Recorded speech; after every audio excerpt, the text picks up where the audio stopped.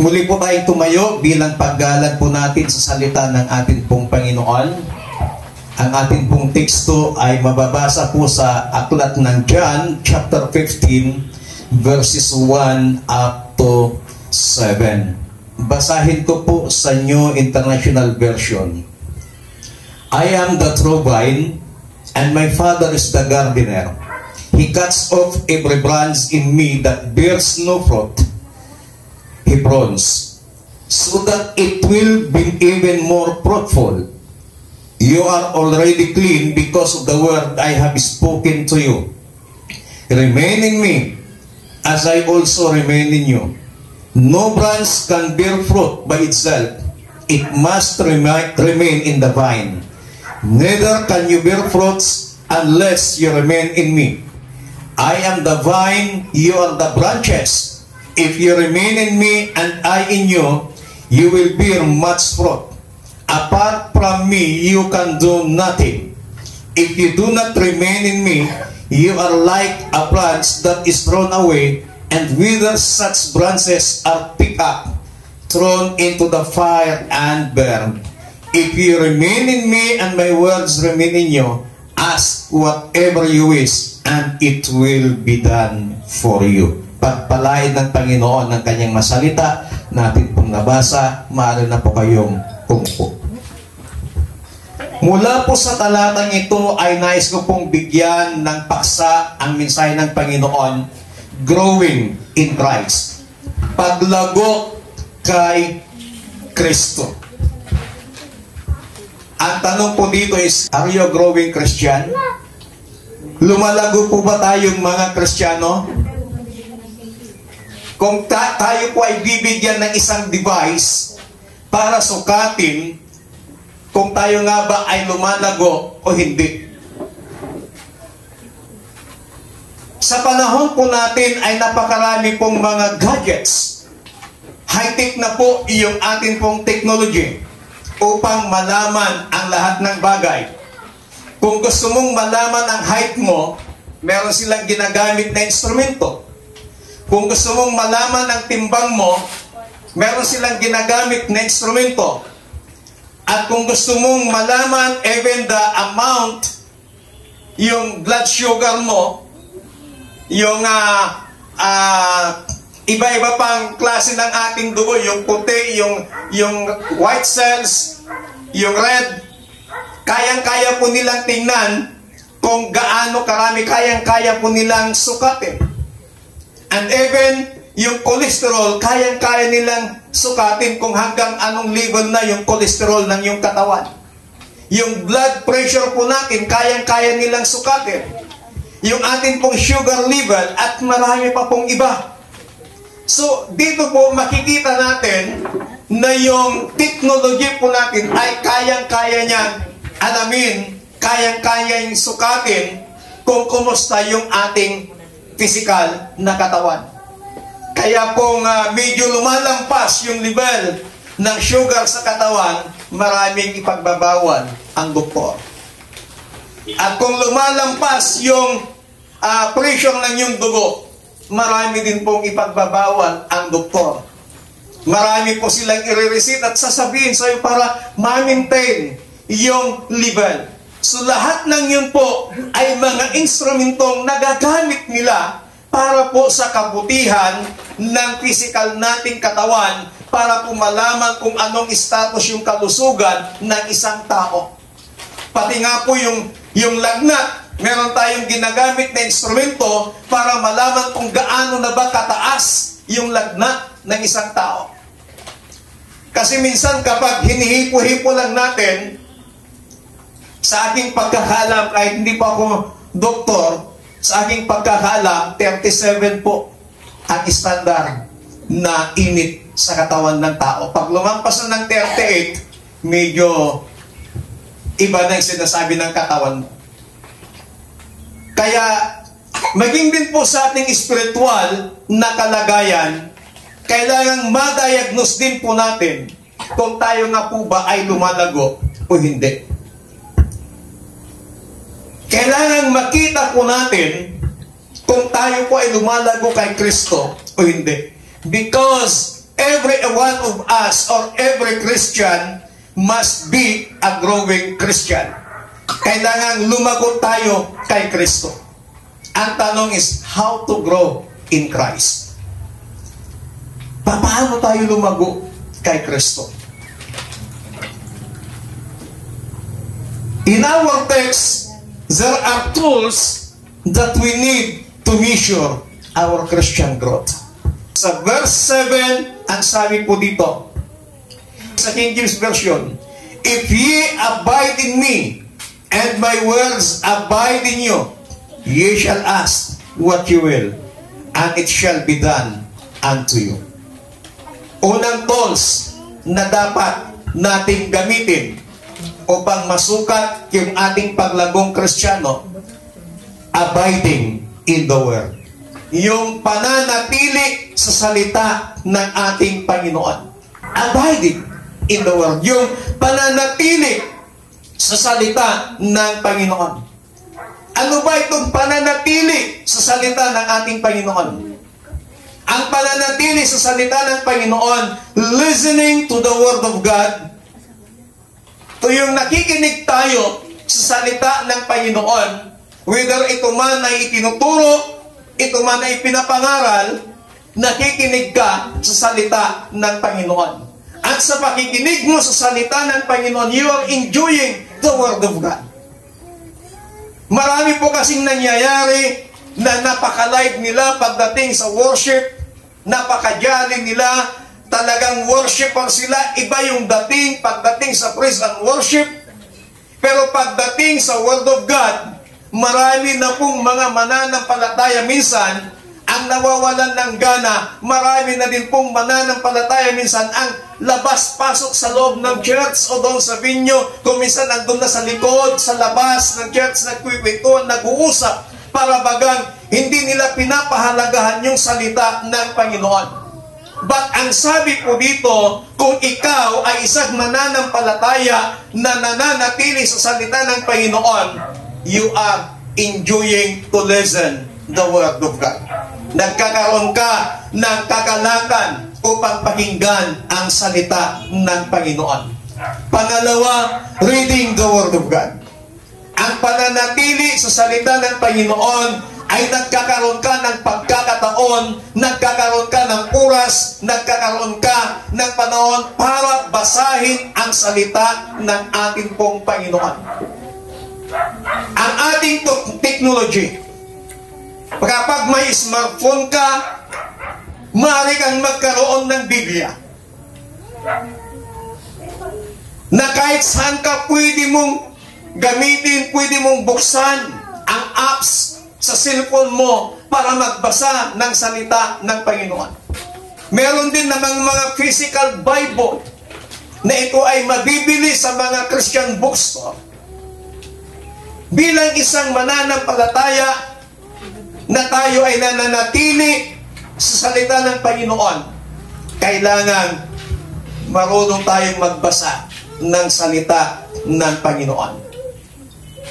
Next, studying the Word of God. Hindi lamang pagbabasa sa salita ng Panginoon. Nagkakaroon ka din ng pagpanahon o oras upang pag-aralan ang salita ng ating pong Panginoon. Kinakailangan ang salita ng Diyos ay pinag-aaralan mo din. Hindi lamang binabasa, kundi pinag-aaralan kung ano ba ang ibig sabihin nung nabasa mo. Pang-apat, memorizing the Word of God. Kinakailangan magkabisa po tayo, mag-memorize din po tayo ng salita ng Panginoon.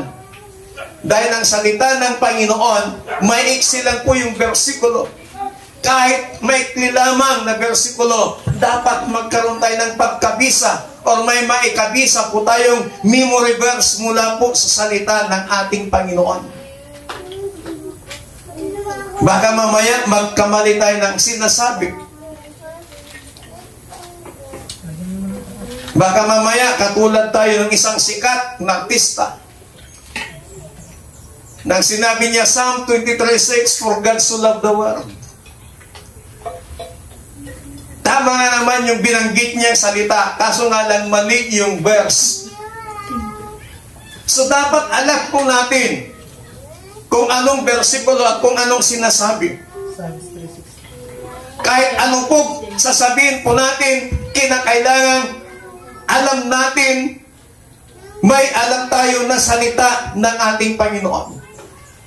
Kahit yung mga basic lamang na mga memory verse, maiksi lamang, kailangan matuto po tayong magkabisa ng salita ng ating Panginoon.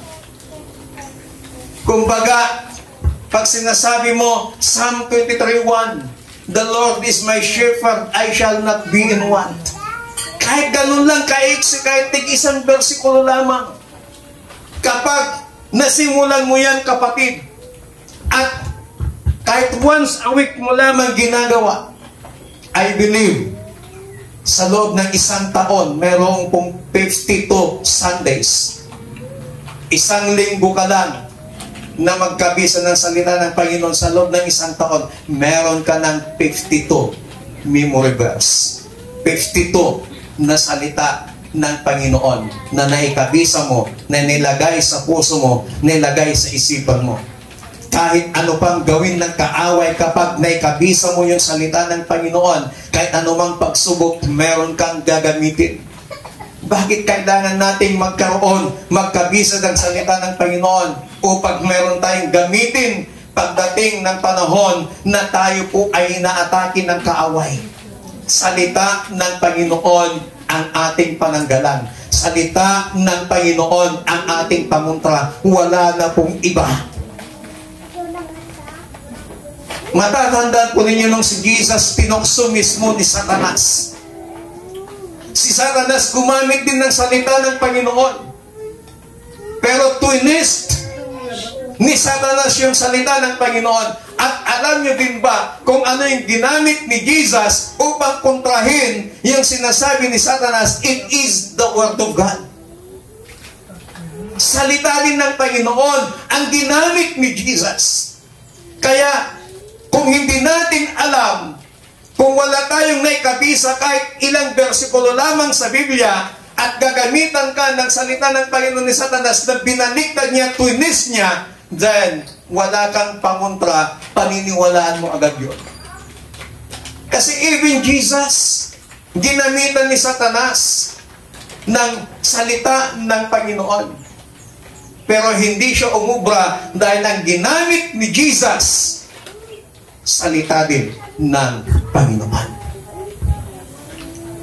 Kaya kapatid, kailangan tayong manatili sa salita ng Panginoon. At sa pananatili natin sa salita ng ating Panginoon, kinakailangan magkaroon tayo, magsaulo tayo ng mga salita ng Panginoon. Isa pang bagay upang tayo po ay nananatili sa salita ng Panginoon, applying the Word of God to our lives. Kinakailangan i-apply natin sa ating mga buhay ang salita ng ating Panginoon. Kung ano yung napakinggan mo na salita ng Panginoon, ano yung nabasa mo, ano yung nakita mo, ano yung namemorya mo na salita ng Panginoon, then apply it. Pag panahon na ikaw ay may problema, pag panahon na ikaw ay naguguluhan, kapag panahon na ikaw ay nagkukulang sa lahat ng bagay, gagamitin mong salita ng Panginoon, "The Lord is my shepherd, I shall not be in want." Psalm 23, verse 1.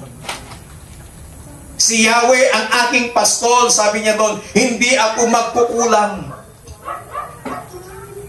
Walang-wala ka, pero yun yung binibigkas mo na salita ng Panginoon. Yun yung nasa puso mo, yun yung nasa isip mo, na naikabisa mo na salita ng Panginoon, na kapag ang Diyos ang iyong pastor, kailanman hindi ka magkukulang sa anumang bagay. Amen. Palakpakan natin ang Diyos. Ang tanong, kumusta po ang buhay po natin? Kumusta po tayo? Binabasa po ba natin ang salita ng Panginoon? Mahal po ba natin ang salita ng Diyos? Kinakabisa pa natin ang salita ng Panginoon? Sinusunod po ba natin ang salita ng Panginoon? Abiding in the Word of God means we live the Word as much as we read the Word. Yung ipinapamuhay natin ang salita ng Panginoon. Why? Because God's Word has the power to transform your life.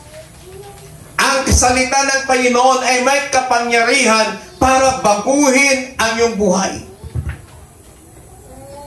Hindi tao ang magbabago sa buhay mo. It is the Word of God. Ang salita ng Panginoon ang may kapangyarihan para baguhin ang buhay ng isang tao.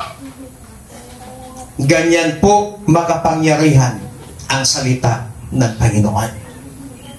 Kaya pala sinabi ni Jesus, abide in me and my words abide in you. Manatili tayo sa salita ng Panginoon. Huwag na huwag tayong bibitaw sa salita ng ating Panginoon. Huwag na huwag po nating lalayuan ang salita ng Panginoon. Mahalin po natin ang salita ng ating Panginoon. Kasi yung salita ng Panginoon, makapangyarihan. Pangalawa, na tools para masukat yung ating spiritual growth. Sa verse 7 ulit, if ye abide in me, sabi niya, and my words abide in you, ye shall ask what you will, and it shall be done unto you. Praying in the faith. Pananalangin ng may pananampalataya. Anong sabi niya? Napakaliwanag. If you abide in me and my words abide in you, ye shall ask. Yung sinabi niya, ye shall ask what you will, and it shall be done unto you. That is praying in the faith. Panalangin may pananampalataya. Kapag ikaw ay nananalangin sa Panginoon, kinakailangan ikaw ay manampalataya. Kapag ikaw ay lumalapit sa Diyos, kinakailangan ikaw ay nananampalataya. Kasi ang sinasabi dito na anuman ang ating hilingin sa Panginoon, ito'y ipagkakaloob niya sa inyo. Faith in God, faith is a key component of prayer. Magkasama yan. Inseparable yan. Once na nanalangin ka, kailangan andyan rin yung pananampalataya. At once na may pananampalataya ka sa Panginoon, lumalapit ka sa Kanya. Pero kung hindi ka nananampalataya sa Panginoon, hindi ka lumalapit sa Kanya. Faith in God's existence. Matatandaan po natin ang sinabi ng Bible, in the beginning, bago pa man magkaroon ng langit at lupa, there is God. Ang sabi ng Biblia, in the beginning, God created the heavens and the earth. So wala pang langit noon, wala pang lupa, meron ng Diyos.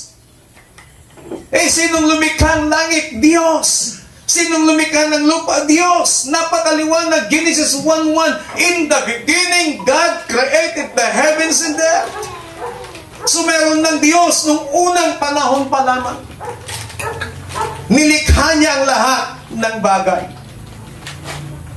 Kaya kailangan manampalataya tayo sa existence ng Panginoon na there is God. Manampalataya kang mayroong Diyos. Kaya maniwala tayo, manampalataya tayo na mayroong Diyos. Faith in God's ability to hear prayers. Huwag kang mag-doubt kung pinapakinggan ba ng Diyos ang panalangin mo. But ang sabi dito, we must have faith in God's ability upang pakinggan ang ating mga panalangin.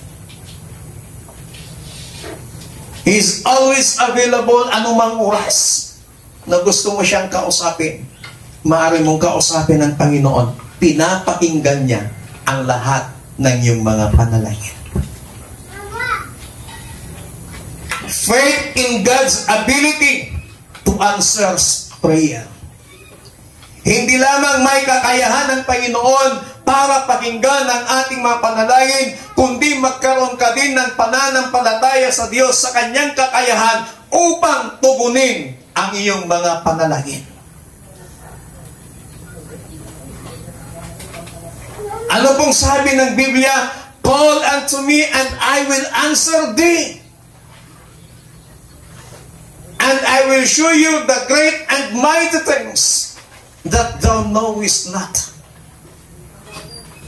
May mga bagay na nangyayari sa ating mga buhay na napakahirap ipaliwanag, pero kapag ikaw ay nanalangin sa Panginoon, humingi ng tulong, humingi ng wisdom sa Panginoon, anong sabi ng Diyos? Tutugunin ka niya, ipapakita niya at ipaliliwanag niya yung mga bagay na napakahirap unawain at ipararanas niya sa buhay mo yung mga bagay na hindi mo pa naranasan at ipapakita niya yung mga bagay na kailanman ay hindi mo pa nakita.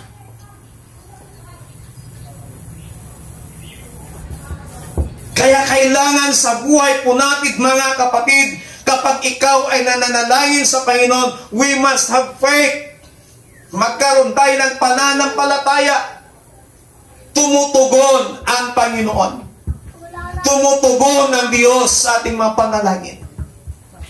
Maliwanag yan sa sinabi ni kapatid na Pablo, ang Diyos na ating pinapanalanginan ay hindi oo ngayon at bukas hindi.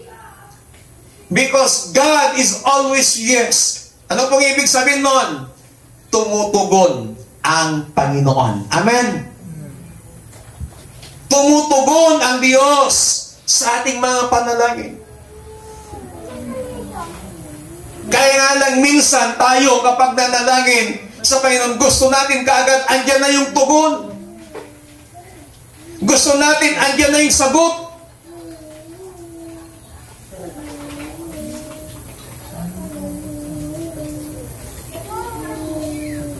But the Bible says we do not stop praying until the answer comes.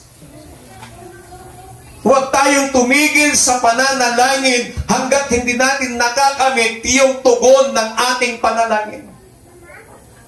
Kaya ako po, uulitin ko po na muling sasabihin dito at paulit-ulit kong sasabihin na kailanman ay hindi po ako naniniwala sa sinasabi ng iba na tatlo ang katugunan ng Diyos sa panalangin.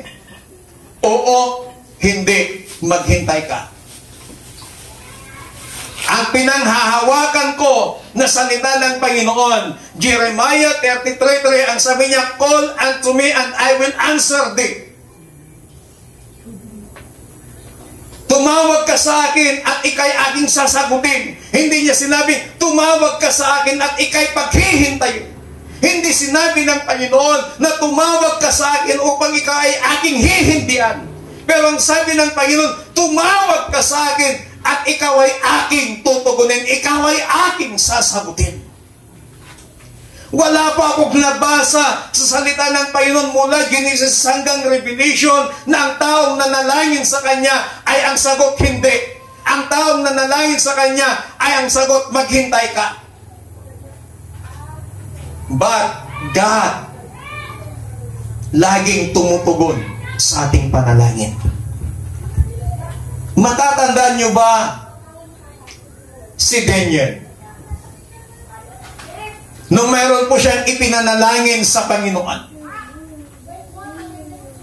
Unang panalangin pa lang niya, tinugon na ng Diyos yung kanyang panalangin. At inutusan niya itong si Angel Gabriel para dalhin yung katugunan ng panalangin ni Daniel. Pero natagalan bago dumating. Why? Hinarang ng mga kampon ni Satanas si Angel Gabriel para bumaba upang dalhin, ihatid yung tugon ng panalangin ni Daniel. Siya po ay nakipaglaban. Nung nakita ni Angel Michael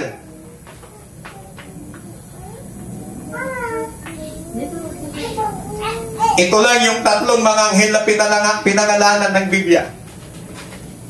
Si Lucifer, yan si Satanas. Angel yan si Lucifer. Angel yan si Satanas. Pangalawa si Angel Gabriel. Pangatlo si Angel Michael. Ang sabi ni Angel Michael, iwan mo na ako dito. Ako nang bahala. Dumiretso ka na kay Daniel at ihatid yung tugon ng kanyang panalangin.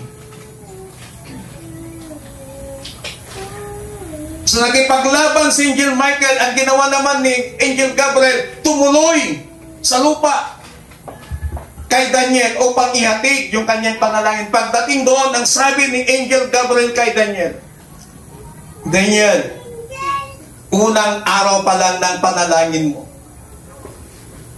tinugon na ng Diyos at dala-dala ko na yung sagot ng iyong panalangin. Kaya nga lang natagalan dahil hinarang ako. Hinarang ako sa alapaap at nakipaglaban ako. At mabuti na lang dumating si Angel Michael kaya't nakatuloy ako dito. Pero ang ginawa ni Daniel, sabi ng Biblia, unang araw na nalangin, hindi siya tumigil na nanalangin sa Panginoon hanggang sa dumating yung tugon ng kanyang panalangin. Ibig sabihin, kapatid, unang panalangin pa lang natin sa Panginoon, tinugon na ng Diyos yung panalangin natin. Kaya nga lang, may mga humahadlang. Kaya sabi ng Biblia, don't stop praying until the answer comes. Amen. Amen. Huwag kang tumigil hanggat hindi mo nakakamit yung katugunan ng iyong panalangin. Makipaglaban ka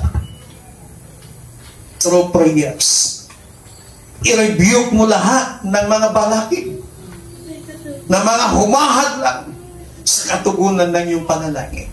At panghawakan mo yung sinabi ng Panginoon, yung kanyang kakayahan para pakinggan ang iyong panalangin, yung kanyang kakayahan para sagutin ang iyong panalangin. Palakpakan natin ang Panginoon. Pangatlo at ang panghuli na tools upang makita natin kung tayo po ay lumalagong Kristiyano. Sa verse 2 ng ating binasa, He cuts off every branch in me that bears no fruit, while every branch that does bear fruit, He prunes. Accept pruning. Tanggapin natin yung paglilinis ng Panginoon. Prune, it means to cleanse in the original Greek. Pruning is a spiritual process in which God removes obstacles to spiritual growth such as sin and distractions to help believers produce fruit. And the purpose of pruning is to help believers reflect God's character and nature through their lives. Sino pong mahilig mag-alaga ng mga halaman o magtanim ng mga punong kahoy? Kapag may tanim kang prutas at hindi namumunga, meron silang ginagawa. Kapag ikaw ay mahilig sa halaman at hindi lumalaki ang halaman mo, kinokultivate nila. Yung iba, tinatanggal nila yung mga tuyong dahon, yung mga tuyong sanga, pinuputol nila. So bilang isang mananampalataya, ganon din yung ginagawa ni Jesus. Pero katunayan, tools na ikaw ay lumalago, tanggapin natin yung paglilinis ng Diyos. Pruning is a reward. Tandaan po natin yung paglilinis ng Panginoon ay hindi po parusa. Pruning is a reward. Ito po ay gantimpala. Pruning is not a punishment, but a reward for Christians who abide in Christ and bear fruit. Kapag ikaw ay nililinis ng Panginoon, huwag mong sabihin na pinaparusahan ka ng Diyos. But yan ay gantimpala ng Panginoon sa mga mananampalataya na nananatili kay Kristo upang magkaroon ng bunga. Pruning enhances spiritual growth. Yung paglilinis ng Panginoon, napapalakas niya yung ating paglagong spiritual. Pruning removes things that inhibit spiritual growth. Kapag ikaw ay nililinis ng Panginoon, tinatanggal niya yung mga bumabalakid, yung mga pumipigil upang ikaw ay lumagong Kristiyano. Nililinis niya yung mga humahadlang sa ating buhay upang ikaw ay hindi lumago spiritual. Pruning is not a sign of anger. Kapag ikaw ay nililinis ng Panginoon, huwag mong isipin na galit sa iyo ang Diyos. Tandaan po natin ito, God prunes believers not because He is angry with them, but because He wants them to bear much fruit. Kaya ka nililinis ng Panginoon ay hindi dahil galit siya, kundi gusto lamang ng Panginoon na ikaw at ako ay magkaroon ng bunga. Kaya huwag mong isipin na kapag ikaw ay nakakaranas ng pruning ng Panginoon, pinaparusahan ka ng Diyos. Huwag mong isipin na kapag ikaw ay nakakaranas ng pruning ng Panginoon, paglilinis ng Diyos, huwag mong isipin na galit sa iyo ang Panginoon. Kundi, ginagantimpalaan ka ng Diyos. Gusto lamang niya na ikaw at ako ay magkaroon ng bunga. Pruning is God's intention. God prunes believers to help them become more dependent on Him and learn to abide in Christ. Intensyon ng Diyos na ikaw at ako ay linisin. Yes, masakit minsan kapag ikaw ay nililinis, kapag ikaw ay pinupron ng Panginoon. Napakiramdam natin, galit sa atin ng Diyos, pakiramdam natin, iniwan tayo ng Panginoon, pakiramdam natin ay pinaparusahan natin ng Panginoon. But this morning, my dear brethren, kapag kayo po ay nakakaranas ng pruning ng Panginoon, mahal ka ng Diyos. Gusto lamang niya na ikaw ay magbunga. Tinatanggal niya yung mga nakakabalakid sa buhay mo.